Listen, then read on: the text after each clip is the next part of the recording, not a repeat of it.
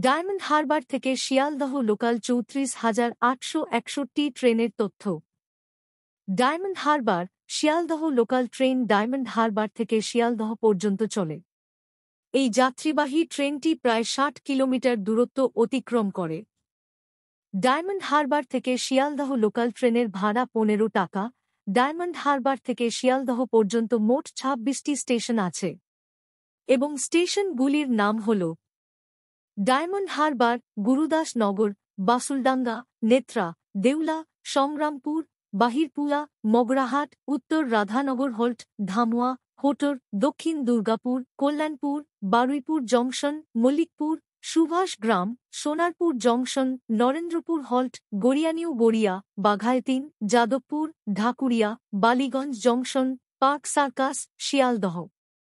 ট্রেনের সঠিক সময়সূচি এবং সঠিক তথ্য পাওয়ার জন্য আমাদের চ্যানেলটি সাবস্ক্রাইব করুন।